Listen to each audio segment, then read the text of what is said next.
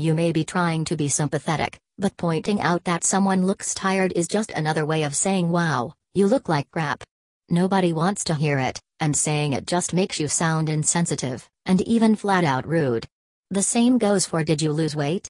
Even if it's the truth, you're basically pointing out to the person that you noticed how fat they used to be. Bad idea. In both cases, a sincere "how are you?" is better. Someone who's legitimately tired can talk about the new baby or puppy that's keeping them up all night, if they want to. Someone who's lost weight can say, "I feel great since I lost 20 pounds."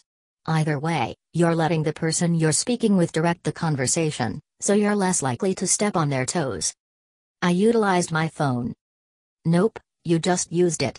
Spouting a 50-cent word when a 10-center will do doesn't make you sound smarter. It makes you sound like you're trying too hard. Stick to clear, simple terms and you'll give the impression that you know what you're talking about. Of course, it doesn't hurt to improve your vocabulary, as long as you keep your speeches short and sweet. I can't. Especially in the workplace, this one's an indicator that you lack either know-how, motivation, or both.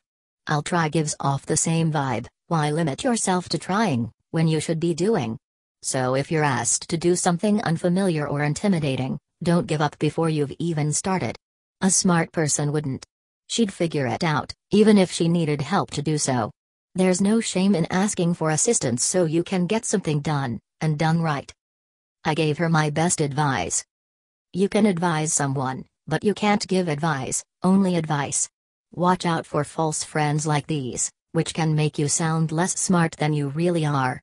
Some common trip-ups include adverse versus averse. The first one usually means unfavorable, as in adverse market conditions. The second one means feeling opposed, such as I am averse to giving anyone unsolicited advice, continuously versus continually, without ever stopping versus repeatedly, and farther versus further. The first one is about physical distance, while the second is about figurative distance.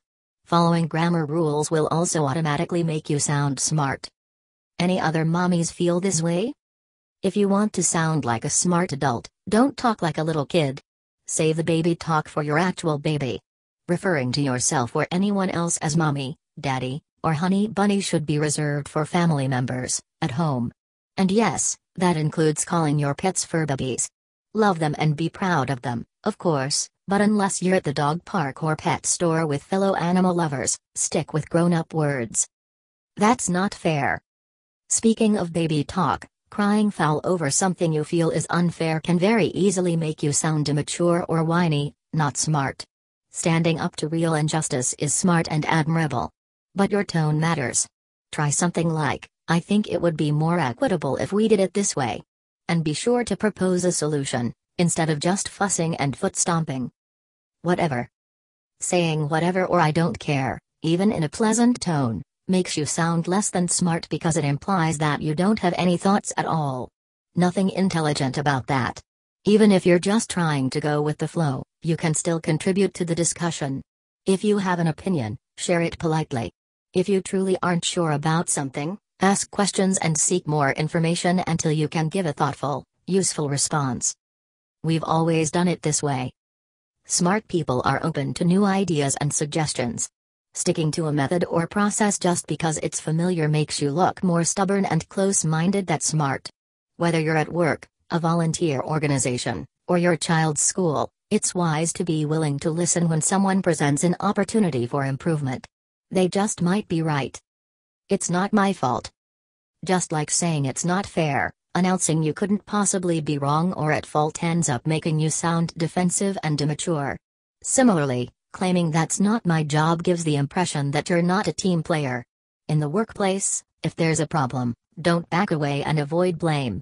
Even if the issue really isn't your fault or your job, you'll look much smarter if you pitch in and help. I have a dumb question. To sound smart, don't call yourself dumb right off the bat. There's no shame in asking a question. Own it. The same goes for sharing a suggestion or idea. Don't undermine yourself by starting with "this might sound silly" or "this is probably stupid, but." Have confidence, or at least fake it. You'll sound much wiser, no matter what your question or opinion might be. He gifted me this necklace. Stick with "he gave me this necklace." It means the same thing, without needlessly converting a noun into a verb. Another frequent offender in this vein is impact. Instead of "the storm impacted my commute," it's better, and smarter, to say "the storm affected my commute" or even "the storm had a big impact on my commute."